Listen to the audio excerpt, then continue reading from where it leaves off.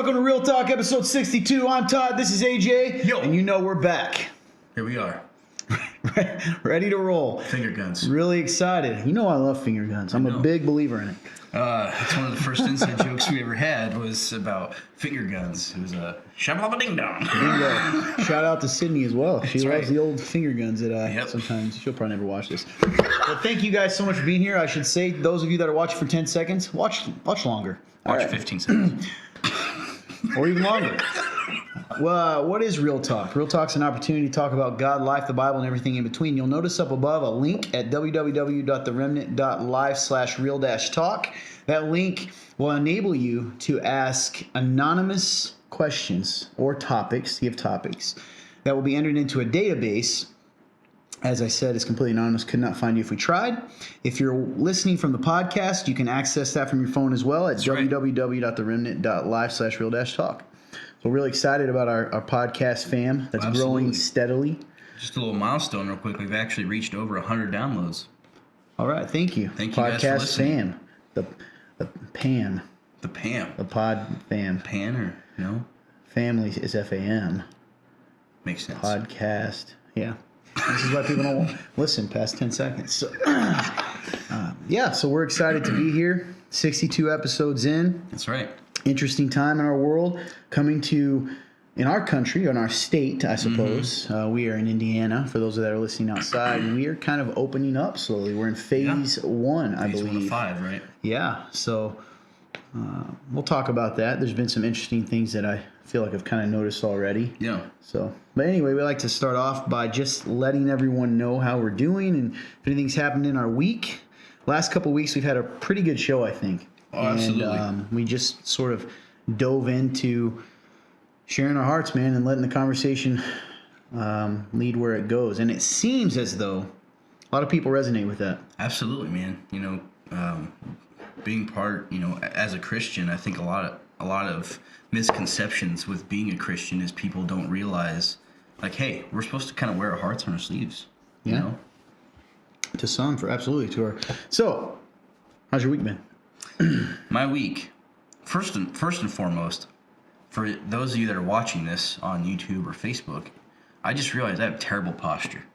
Look at this. Look at the way I'm sitting. I wouldn't have noticed till you said that. Look at your back against the chair. No, not at all. This is because my back gets swollen. That's why I pull my seat up far. So yours is pretty far I'm back. kind of far, so I lean in. Anyways, the hardest part for me during this is what I do with my hands. That's fair. And that's why I have my hands down here. Well, yeah, because we used to have the desk, so the desk was just right here. Now I do this. Yeah, I put my hands here. You can't see in the podcast. I'm just doing different movements, but yeah. So, anyways, my week. I've been in this weird place of kind of in awe. Dude, I knew it. As soon as I said it, as soon as it came out of my mouth, I knew you were going to laugh. Listen, I need to let you guys know because otherwise it's going to sound ridiculous. That was the word, though. AJ has an issue doing the expression when you see something cute, right? You say, aw, or aw. AJ says it in, dare I say, almost creepy way of, so when he said it, anytime he says even more close to that, I hear the inflection. And so that's what he was laughing at because he could see on my face. I was trying to hide it. Anyway, you are in awe. Yeah, I'm in a state of awe. I can't say You're good. anymore. It's good. I can't You're say right. the word anymore. That word isn't the same as when ruined. It's not the same as when you go, So I've been in this state, right? And I think a big thing is, like you said, Indiana, it's starting to come back, opening back up slowly. And as that happens, like, what is life going to look like? That's kind of what I've been asking myself. And I haven't came to a conclusion yet of like what it's going to look like, but I feel like, and I actually talked to somebody about this, I feel like a lot of people are going to look at this situation and then just act like it never happened. Mm-hmm. And that was not my original thought. That's what this person told me. Oh, somebody told you that? I don't know if it was you. It was somebody. Okay. I just don't remember who it was. I remember Brandon. Yeah, that sounds like him. Shout out. So Yeah, that wasn't my original thought. So I asked, like, what would you want that to look like of people acknowledging the fact that this happened? And what he said was, people care. I was like, ooh, interesting. Like, in this time, people have been so just rampant, right? Self-focused. You think of people in the public, right? Panicking about toilet paper, food, all these things, not even, daring to look at each other in the eyes, just kind of head down, get what I need, get out. So I'm just curious. I'm curious. Like, what is that going to look like? Are people going to come in and are they going to be different? Are they going to be the same? Is there going to be like feelings of bitterness in a way because of the idea, that it's going to go back to what it used to be? So if it's not, are people going to be angry? Or if it does go back to the same, are people going to think that, well, that should have changed people? There's so many different perspectives that people bring into this. Yeah. That's a good point. So that's what's been on my mind a little bit. As far as the rest of the week, I would say tiring. Moving. That's always a load on your shoulders. Nice, literally and figuratively. So that flights of stairs. Yes, and that's a tiring process, just getting everything out and then removing it, putting it in somewhere else, and just throwing stuff organized. away. Yes, yeah. Organizing it. So during that process, it can be a little tiring. So, but what's good is perseverance. I think of small. We talk about this a lot. Doing small things. Doing hard things. Exactly. Yeah. Doing hard things that may seem small in the moment, but are actually huge because they're training you to be bigger. Yeah. Later on when the big stuff happens. And for me, that's part of it. I wish me personally that I could do a better job at thinking that in the moment, right? Because it's so easy to just get lost in it and get caught up in your feelings. Like, I don't want to do this. Mm-hmm. It's easy to forget that every moment that you're stepping and discomfort is growing. And that's very easy to forget. So that's kind of how I'm doing. Overall, I think I'm in a good place. I think that as we start to reopen and life tries to go back to being normal, I'm curious to see how myself will react, especially to see others. I miss a lot of people. Yeah. But it'll be interesting to be around humanity a lot more than we just were, going back to normal. So. Yeah, I would agree with you, man. I would agree with you. It's funny, we've had talks about this, yeah. And I've struggled sometimes. I've said this before about how real to be on this, especially when, one of the things that I think is probably tough for people when they watch our show or listen to the podcast is we do try to keep it real, and to them, but to them it's a weekly show. So to them it's like, why are we talking about this again? We got to realize a lot of this stuff, we're humans, we're processing things that take longer than a week. and honestly, that's one of the things I think we try to really push around here is not push or be examples of, listen, there isn't a timetable sometimes to processing things.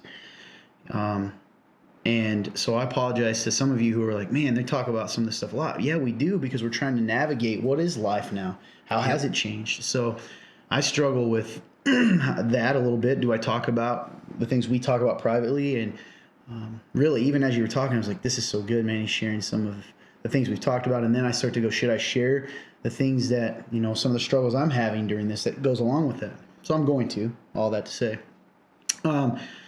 I hope people that are listening, this only typically happens to people that know us. I think they assume that I'm talking about them, maybe, which is human nature, or they wonder if they're those people.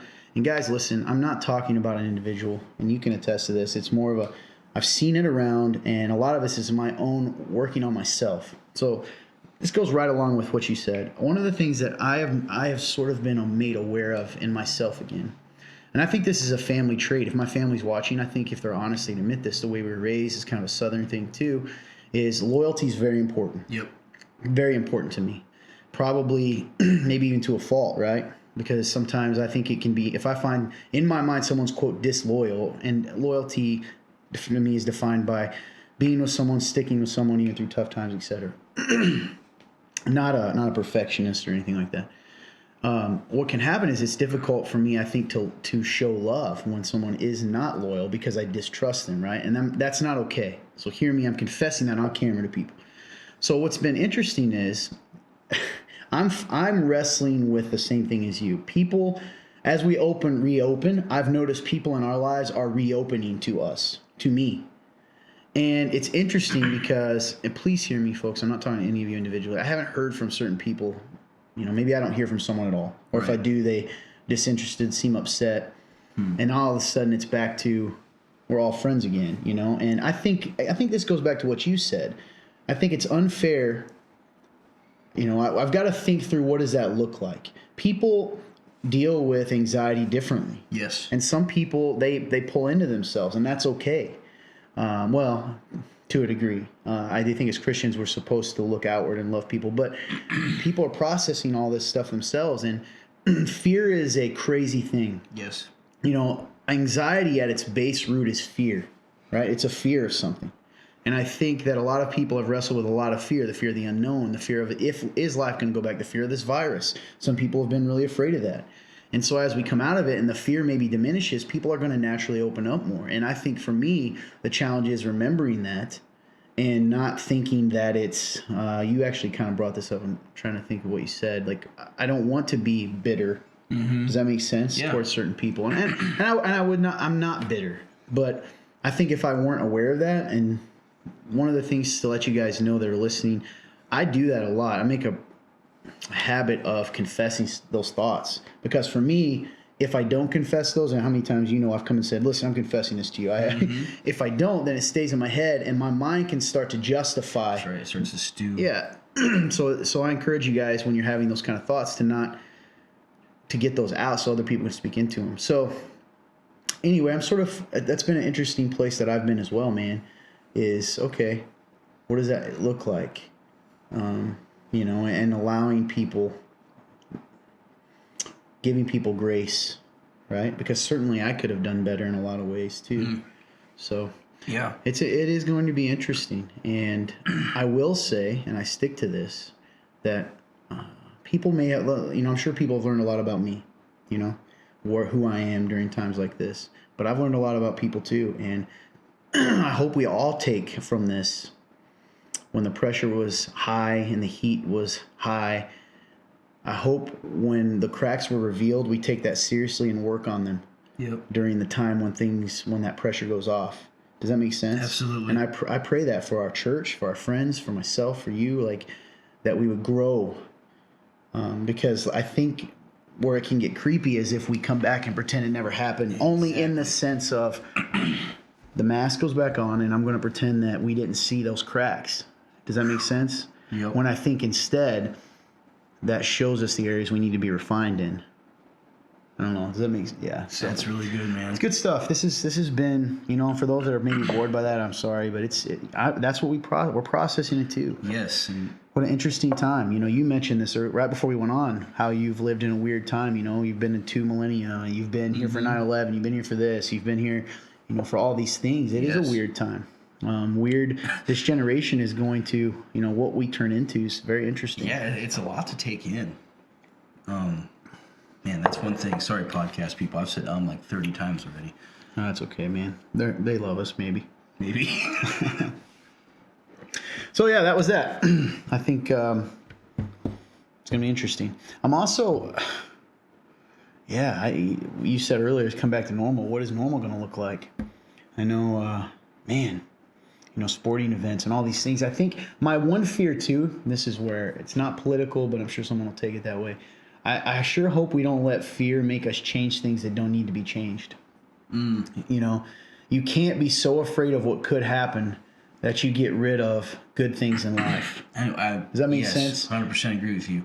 People need to, kids need to play Little League, and people need to be able to go bowl, and people need to be able to be in community, and that's just reality. Yes. And you cannot, in a weird way, is it almost arrogant to think that if we control everything, that we can prevent it? Does that make sense? Because it's this false sense of control. Control, exactly. Yeah, so, man, and that's not how it works. If anything, especially us as believers, we believe we're actually out of control. And it's all in God's hands anyway. You know, we give that control away. So one thing you said, man, about grace that kind of brought me back to a moment I had this week, just reminded me, was it was very interesting. You know, I was at Walmart, and as I was coming out, I got in my car and I kind of looked over and I saw this guy. He was in his car, and it was funny because, you know, it really opened my eyes to how often we look at people, but we're not actually looking at them, we're looking through them. And That's truth. the reason why it hit me so hard was because usually I can look at people and just look at them for a second or two, glance away, whatever, go about my life, right? Well, as soon as I looked at this guy, I couldn't take my eyes off of him. And I could just see, like, I could feel, literally feel his brokenness. Like, he was laying back in his seat, just kind of looking up, like, closing his eyes, opening them, sighing. You could just see that he was tired, exhausted. Something was happening in his life, and I couldn't see what it was, you know. I sat there for probably 2 or 3 minutes just looking at him. And the reason why, when you said grace, is because, you know, everything inside me was saying, you need to go say something, even if it's just hi, just do it, just get out of your car, like, just do it. And I didn't. I drove away. And it kind of sucked, man. Like, I got a little emotional about it, and then I was like, man, like, why was I so weak? Why couldn't I go just ask this guy how he's doing? You know, why was I fearful of that? And, you know, bringing back to grace, like, it's so cool that God was probably looking at me going, it's okay, son, like, you know, I'll give you another chance. There will be another time. But the reason why it hit me so hard, though, is because, you know, what if that was me? What if I was the one sitting in that car, feeling life so heavy that I just wanted to sit there. And I mean, there was nobody with him. He was by himself, like, Yeah. and looked like he had nobody. I mean, I don't know, because I was on the outside. I don't even know this person, but that's what I could just feel from looking at him. And like, what if that was me? What if I was the one sitting in that car, and the person who saw me actually saw me, decided not to? Where would I be, right? You know, so I don't know, man. Just really convicting. Like, it started off very condemning, because I was like, man, I suck. I'm weak. I don't deserve to be called a Christian because I can't even go say hi to people and I actually see their pain. Yeah. Like, but then, you know, bringing back to grace, like, how cool is it that we have a God that loves us so much that he goes, hey, I still love you, and you are clean, and you do have my power, and you will succeed. You know, I'm not finished with you. So good, man. But that just kind of reminded me of, you know, you mentioned grace, and I forgot that I almost entirely forgot that it actually happened this week. Yeah. But Yeah, I've had those moments, man, and they haunt you. And yes. But, you know, it's not there to condemn. It's there to, you know, reveal stuff for us, and the Lord always uses that stuff for good in some way. So that's pretty cool. And he is our good father, so he doesn't look at you and say, no, you're not my son, you know. That's good. So. But anyway, I don't know if you want to, was that kind of part of your week earlier, or did you have anything else you want to share? Or? That was pretty close to being it, I think. Okay. So. It's actually a good segue into the next question. Okay. So we got a question.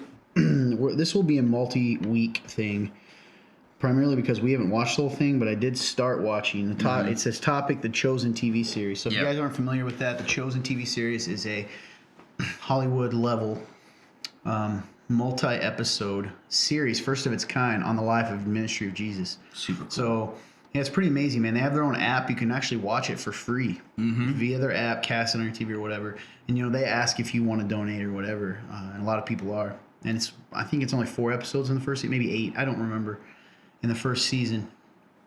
I actually have been impacted by this in a few ways. I hope he's okay. So I had a very close family member who watched this and was so impacted with it that he is now a believer. That he felt like Jesus. He met Jesus for the first time. And we talked about this a few weeks ago. When you meet Jesus, the true Jesus, I don't care who you are out there. You can think what you want. This is reality. When you meet the real Jesus, you know it. And you can't get him out of your head. Nope. And, man, he's real and living. So, clearly, I was a fan of it already. Hadn't even watched it because this person coming to know Jesus and being a follower now was so incredible for me. You know this. I cried tears of joy for sure. I watched the first episode last night, and really, I'll be honest, pretty slow the first episode because it's setting up a lot of characters. Yeah. I do like the humanness of it. Now, before we get people complain, it fills in gaps. Yeah. So a lot of time, it doesn't change anything. But let's say, it gives us more personality of Peter that we can kind of take from what we know about him. Like one of the first scenes is he's fighting someone, which we kind of know he is a hothead. We know that from the Gospels. We meet Nicodemus. We meet Mary Magdalene, all these kinds of people. And you sort of forget a couple. This is going to sound crazy considering I preach, but I kind of forgot about, I was thinking Mary Magdalene, that Jesus cast demons out of her. She did. He does. I knew it. Like once it revealed her again, I'm like, oh yeah. Anyway, he doesn't show up till the end. The whole episode, you're like waiting for Jesus. It's 54 minutes. So he shows up at the end, and really powerful, man.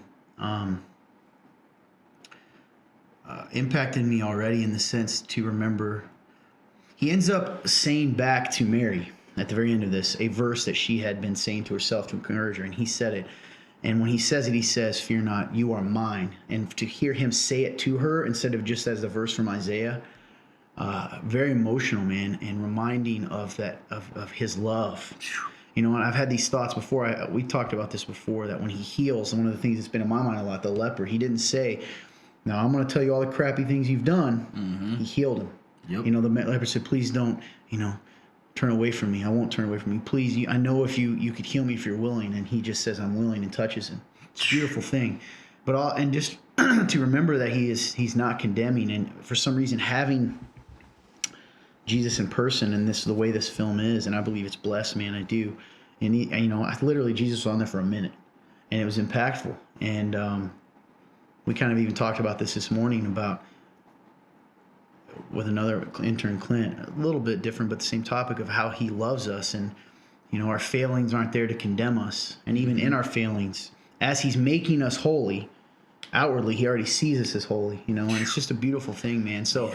Topic chosen. We'll keep updating. I know AJ already has the app. We're going to be watching this, and we'll kind of talk to you guys. Very excited. As we go along and keep you updated. But I'll tell you this: because of my family connection, I'm a huge fan. There are people, there's always these religious people like, we don't know it's this, and how do you know it's that? Why don't you chill out? Yeah. Relax. Understand that the scripture's not being changed. It's just filling in details, and I don't think for a second God would be angry about that. Absolutely not. And I know my relative would not be saved were it not for this show. So to me, it's already done something and impacted someone eternally. That's right. And it's impacted me. I'm excited to see it. Amen, so, dude. if you guys haven't watched it, you can go watch it. It's a free app. Type in the Chosen app. You can then cast it to your TV, watch from your phone. Very cool. Yeah. So very easy to just kind of work with too. I mean, it's very easily accessible. Yeah. That's what well, I already know I'm going to be donating for their season 2. Yeah, I saw that. Yeah, they have a lot of backers, man. Yeah. Really cool. Yeah. So it's exciting stuff. And let us know if you've watched it in the comments below. If you watched The Chosen, how it impacted you. Did you like it? Did you not? Let us know. Awesome. I think we'll answer one question here. Okay. And then we'll have a lot, but then we'll do maybe a topic. Okay. So the question is, maybe 2. How we doing time-wise, intern? Good? All right. Being quarantined, this is the question. Being quarantined got me thinking. I'm normally the quiet guy. I love my church family, but I feel like everyone who, quote, cares about me, end quote, in the church always forgets about me / only talks to me when I can do something for them. So no real question, but it sounds like, well, first of all, they wanted to share that hurt, right? Whether they said it or not, that's a hurt. Yeah. And then maybe us speak into that a little bit. Definitely, yeah. Like you said, a hurt, a wound, like that's something that haunts them, and I'm gonna guess it definitely causes some sort of like trust issue within letting people in as like your actual friend, or sure. First off, that's tough, because I know it's hard to think that people only care about you because you're good at stuff, or people only care about you because they think that, they can always do something for me. And, I think when I think about this, I think of Joseph in Genesis. I think of Joseph when he goes and does, he interprets people's dreams, right? Mm-hmm. And they really just kind of, in my opinion, the way that story lays out is they kind of use him for that. and then he's still sitting in prison afterwards for a while before they come back and get him. And the way I think of it is that he faithfully served. Like, he didn't, in those moments, you're faithfully serving not only to people, but you're faithfully serving God. And I think Joseph had a really good understanding of that, and he was confident that whatever God was going to, put in front of him, he was going to do it joyfully. And I think that's something to keep in mind. And I think another thing, it just depends on not how, but what people are coming to you with, or what people are putting in front of you. I think if people are causing you to stumble, maybe there should be some sort of change. But if people are asking,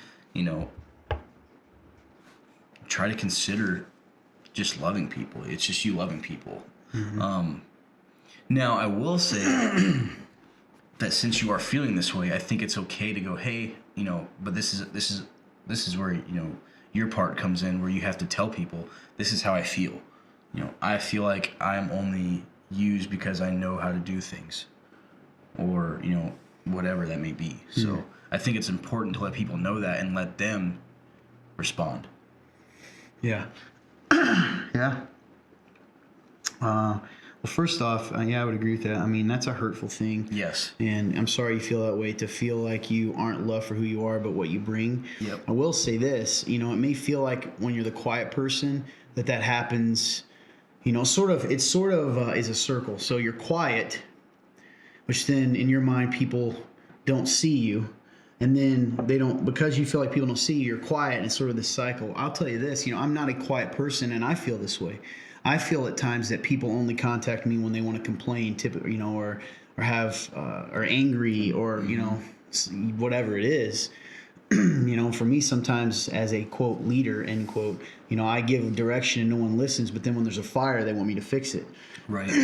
Which is part of it. And so I only say that to say you're not alone in that feeling. Mm. A couple things come to mind. One is the hard part, and two is maybe the encouraging. Here's the hard part, and you get out of community what you put in. So I think you've already shared something. If you're a quiet person and you don't typically talk, how do people know that you want to talk? How do people know that you want to have connection? Because there are people who are very quiet and very shy. I mean, this happens all the time. And then they feel very lonely, and they're like, no one loves me, no one reaches out. And they almost have this expectation that everyone is to chase them. Well, people, to a degree, they should. You should, people should love on you and see you. But at the same time, if you put up a wall that looks like, I don't want anything to do with you, or I'm not ever putting effort in. Do you ever put effort in? Do you reach them? If not, then it's kind of unfair for you to expect them to know that you want that kind of connection. That's good. Does that make sense? Yep. So being quiet, I always say this, you don't have to be community as in different tribes of people need different types of people. Mm-hmm. If everyone was like me or everyone's like you, we would all probably talk over each other maybe. I don't know. Mm-hmm. You need people that are quieter. However, being a quiet, shy, introvert, all those types of things is not an excuse to not invest in community. That's good. And again, just like farming in a way, you're going to get out of community what you put in. That's just reality. Yep. So I would encourage you first and foremost to stop. If you don't feel like you're getting quality community, or you're getting community that only uses you, why don't you focus on being quality community and see if you can maybe start a spark, if that makes sense, of people who will want to do that with you. I love that, man. Yeah. Because that's bringing it back to, like, you can only control yourself. Yeah. So do what you can. And I'm not saying that in a judgmental, condemning way, but you got to be realistic. You have to. I have known people who have been upset at me that I didn't talk to them or whatever, and I can promise you, they seem like the. Have you ever met a person who just doesn't want to talk, and they seem irritated when you talk to them? Yep. Because they're quiet or whatever. And those people are hard, because you're like, well, loving them seems like leaving them alone to a degree, right? Yeah. That's not always the case. I think of Grant. He knows who he is. We had to push through with that, and sometimes still do, man. It's literally the first person above me. And he wants connection, but I think I don't think he carries in our life. He's like family. So, he's a guy that we had to push through to get to that. But he'll tell you the same thing. I know he would. You get out of it what you put into it. Mm-hmm. So that would be my advice to you. I would echo what AJ said as far as this. There's people that come to your mind, whoever wrote this question, when you think about, I'm only contacted when I'm needed. Yes, so absolutely. you should go to those people and be like, hey, I know this is hard. It hits our pride. We don't ever want anyone to know they hurt, especially if you're a guy. I don't know if this is a guy or girl, but guys are actually both are bad. Just with being prideful, just go forward and say, hey, I know this probably isn't true. Don't come at them with assumptions or accusations, but I know this probably isn't true, but I feel like our relationship is just based on what I can do for you. And I just want to give you an opportunity to speak into that, and you'll find out where they're at. Mm-hmm. So great question though. Moving on. You're probably going to ask this time, so you might want to buckle up, buddy. I'm buckling. We'll see if I can do it. Let's go with number 4. Okay. And then we'll go right to 2 here and talk about it for a few minutes. All right, next question is, do you think we need other people? I know the Bible says it's not good for man to be alone, but it is a need for us to be in relationship with people, or can relationship with God fully sustain us? It is, but is it a need? Yes. So close, guys. Yeah, so it's asking, do we really need other people? Is it a need for us to be in relationship with people, or can relationship with God fully sustain us? I feel like you kind of set me up here. Because you're trying to get me in a weird way. I don't think you meant to. Maybe you did.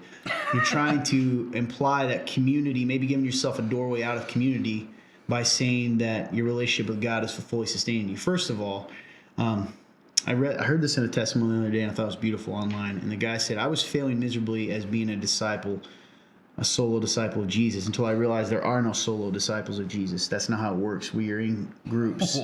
So, you just said it. The Bible says it's not good for man to be alone. Mm-hmm. Well, there you go. There's your answer. Can God fully sustain you? Absolutely, He can. Does that mean that's what He wants for you? No.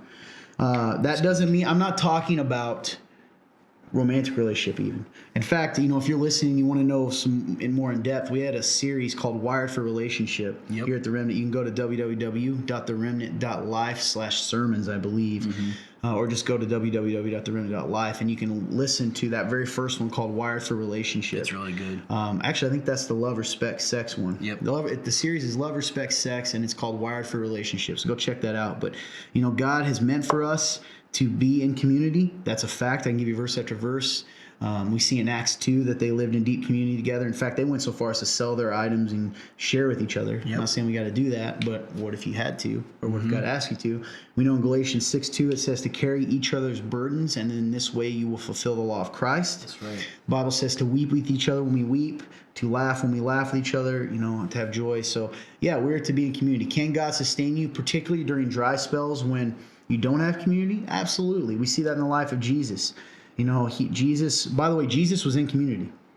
Take a second and let that sink in. Jesus was in community. He had 12 disciples. And in fact, during a time when he really needed them, he took 3 of his best friends with him to pray. Now, they failed him. Yep. They got selfish, fell asleep, and that's when God sustained him. Right? But at the same time, and when he was led to the cross and he was completely alone, God fully sustained him. But that doesn't mean that he wasn't in community other times. So that's good, man. Hopefully that answers your question. Absolutely. Both ways. I got nothing to add to that. Yep. So. All right. I think we're going to dive into this topic. And Miss Candace, I don't know if we should say her last name. We won't. But you know who you are. Hopefully you're watching. She gave us this topic in the live episode last week. And we asked her to post it so we'd remember to talk about it, because it's a great topic. Absolutely. And something that personally I'm very passionate about, because I think there is a huge clue to the mystery of the gospel in it. Would you like to? Yes, and that topic is dying to yourself. Dying to self. So I'll read a couple verses, and then I'll let you kind of give some thoughts to that. Absolutely. This concept's all throughout Scripture. I'm just going to read a few verses that sort of talk about it. Here we go. Galatians 2:20 says, I've been crucified with Christ. It is no longer I who live, but Christ who lives with me, who lives in me. Excuse me. Luke 9:23 says, this is Jesus, and he said to all, if anyone would come after me, let him deny himself and take up his cross daily and follow me. Galatians 5:24, and those who belong to Christ Jesus have crucified the flesh. Right? Crucifixion during this time would have been the most painful way of death they know. That's right. Crucified the flesh with its passions and desires. For whoever, Mark 8:35, Jesus says, for whoever would save his life will lose it, but whoever loses his life for my sake and the Gospels will save it. Matthew 10:38 says, and whoever does not, this is Jesus again, whoever does not take his cross and follow me is not worthy of me. I'm trying to make sure, it goes on and on. Yep. Colossians 3:3, for you have died and your life is hidden with Christ in God. And again, Matthew 16:24, all the Gospels say, then Jesus told disciples, if anyone would come after me, let him deny himself and take up his cross and follow me. So yes, Romans 6:8, now if we have died with Christ, we believe that we will also live with him. And then the entire verse, I want to read this last one because I think this is good. Luke 9:23 and 24. And he being Jesus, said to all, if anyone would come after me, let him deny himself and take up his cross daily and follow me. For whoever would save his life will lose it. Whoever loses his life for my sake will save it. So, any thoughts on that? Yes. So when I'm listening to all these verses, there's a reoccurring theme that pops into my head. And that is, it's not about you. As humans, we are naturally selfish. We want what we want. We want what we desire. Even though there is and honestly, in my opinion, this can apply to people who aren't even believers. There's an overarching sense of right and wrong, right? But we control whether we want to be right or wrong. We decide that ourselves a lot of the time. We go, well, society says this is wrong, but I like it, so I don't care. I'm going to do it anyway. Yeah. That's how it works a lot of the time. Jesus Christ came to earth and showed us what it was supposed to be like according to God, who is the creator of the universe. Yeah. So he decides what right and wrong is. When the Bible talks about dying to self, taking up your cross, it's saying it doesn't matter what you want today. What does Jesus want? Dude, that's so good. It doesn't matter what you want. That's so good. I even like that as a saying. It doesn't matter what you want today. What does Jesus want today? That's so good, man. Yes, and we so often, that's why it's so important to read this book. Because this book tells you what you're supposed to do. And it's natural for us, since we've fallen so far away from God, that us as humans, without Jesus, we're just sinful. That's all we are. We're sinful. Yeah. We're it says in the Bible, it says your best day is like filthy rags compared to the glory of God. And that's so true. Because even in the midst of us trying to do good, we're still so selfish. Our hearts are in the right place. Our minds are not in the right place. All these things. Jesus bridged that gap. It's just about, it doesn't matter. Like I said earlier, it doesn't matter what you want. It's about what Jesus wants you to do. And then, people who get stuck on, well, I don't know what he wants me to do. He talks about it. And we know we have the Holy Spirit guiding us, and I think we lie to ourselves. That's good. That's good. We do lie to ourselves. That's so good. And I'll tell you this. So I love that Jesus, the reason, I've talked about this a lot. I talk about it all the time. In fact, for me, I know some people don't like this side of Jesus, but for me, for some reason, because maybe it talks about killing, dying to self and all these things. It's not talking about killing yourself physically. It's so true, man. It's this idea, and you said it, Todd, in himself, his natural state, rebels against God. Yes, I do it all the time. And, it is a daily, and he says that every day, take up your cross and follow me. Every day, it is a weight to follow him. There's another verse that Jesus said, it's all about understanding that to follow Jesus is a cost, and it is going to feel uncomfortable, and it's going to be a weight at times, and it's going to go countercultural to what this world says. So when he says, listen, you want to save your life, you want life the way you want, you'll lose it. If you die to your desires and your natural desires, right? We're talking about those evil, sinful things. You will find it. That's so deep, man. I will find who I really am when I give up my pride and give up what I think I want for what God knows I need. That's right. God sees us as perfect. Because through Jesus. That's right, through Jesus, what he did. Him. Yeah, once we accept Jesus, the moment we accept Jesus, we are so close on the edge of self-discovery of who we really are. When you accept Jesus, the natural you dies. You become what God sees as you are. And the more that you follow that path, the more that is revealed to you. You start to learn more about yourself. You start to see all these things that you never saw before. The layers are peeled away. I love you. The first time you ever use that analogy, it's always stuck with me. when you are not a believer, you have all these layers that are sitting over your eyes. And in a way, you're blind. And it's funny because we don't think we're blind. He says that to the Pharisees in the Gospels. He says, they say, luckily we're not blind, Jesus. And he says, yeah, well, if you said you were, I could heal. Yeah, that's right. We could help. I could help. And that's what a lot of the world is. So when you finally put your faith in Christ and you let it go, those layers are peeled. You start to slowly peel them away, and you start to see what true reality really is and what the situation we are in is. And once you see that, man, I'm not saying it's easier, but it's still not easy. It's easier to release control and realize, man, I need Jesus. Like, if I didn't have Jesus, I'm doomed, essentially.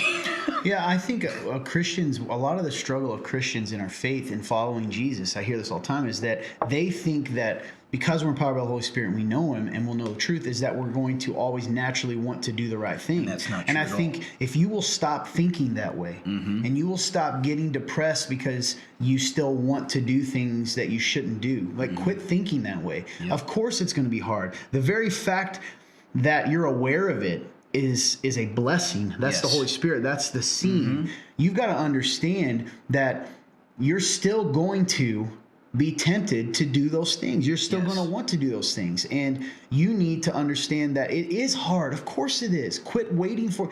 There's so many people, even in our church, who I've been like, I hate this. Life is so much harder and I want to go. Yes, that's the proof that this is real, because it is harder, but it is better.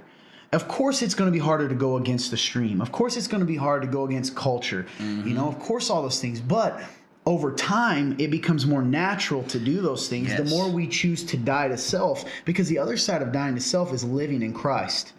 We are crucified on that cross with Him, and we are raised with Him. And so, guys out there that are listening or watching, stop waiting for it to be easy and start killing those parts of you. Yes. And you want to know how to kill it?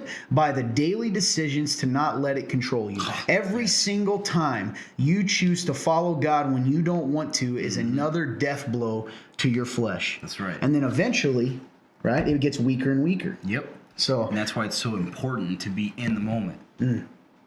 Yeah. And in a weird way, man, when it talks about, Jesus says it all the time, there's encouragement in that. He says, you're going to suffer. Following me, it's going to be hard. But he also says that, you're going to be blessed for that and to hold on tight. And, there's never going to be anything that you're going to lose in this world that isn't going to be made up for in the next when the kingdom comes. That's a promise. So, yeah, dying to self is dying to people going to be like, so I should never have what I want. No, listen.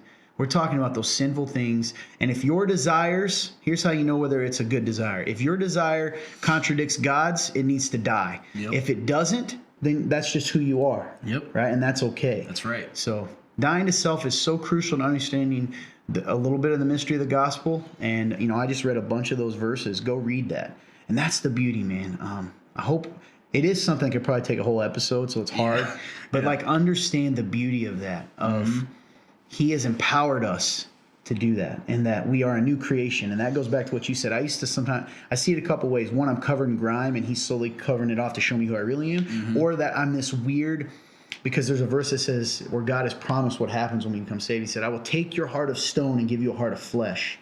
And I get this picture of these statues that He's chipping off, and underneath are real living human beings. And you got to kill that statue to be who you really are. So, awesome question, Candace. Candace, if you're watching and you have any thoughts on that, or anyone else has any thoughts on dying to self or questions, you can drop them in the comments below. We interact with those. I'm going to start doing a better job. I know you do a great job. I do read them, guys. I read them all. I will respond to those. And, yeah, I think that was it. Yeah, man. I think probably intern Clint's probably going to tell us wrap it up here. Great job. That guy does a great job, too, man. We might be the last week we have him for this show, so... big shout out to him. We'll let you guys know he's got a new job. We're proud of him, excited. He's still going to be involved. Absolutely. But he may not be here for these pre-recorded. But he'll be there for live, ready to yell at us when he eats hot stuff and have a good time. So love that guy. He's done a great job. Really helped us take this to the next level. Blessing. So shout out to you, man. Love you. Appreciate you. Love you, dude. Yeah. Anything else you got? No, I don't think so. If you're listening on a podcast, thank you guys so much. Like I said, we hit a milestone of just getting those first 100 downloads, and that's because you guys. it's so cool to have a new platform out there just floating around, and you guys are just kind of latching onto it. So shout out to everyone who's listening on the podcast, and also for you who are still watching on YouTube or Facebook. Thank you guys as well. You guys have been here for 62 episodes. That's insane. 62 weeks of mayhem and craziness that you guys have put up with us. So yes, what a huge blessing. You guys mean the world to me, and you guys make an impact in my life. So thank you so much. I would echo what he said, guys. Appreciate you. Man, we've had a great time. Please like this video, comment, share. Let's break the Facebook algorithm. You guys have been, let's smash some records. Let me repeat, let's less 12 times. Let's. Anyway, thank you guys so much. The link above is active 24/7, 365 at www.theremnant.life/real-talk. Boom. If you'd like to donate to this ministry, you can do that anytime from your phone, completely tax deductible at www.theremnant.life/give.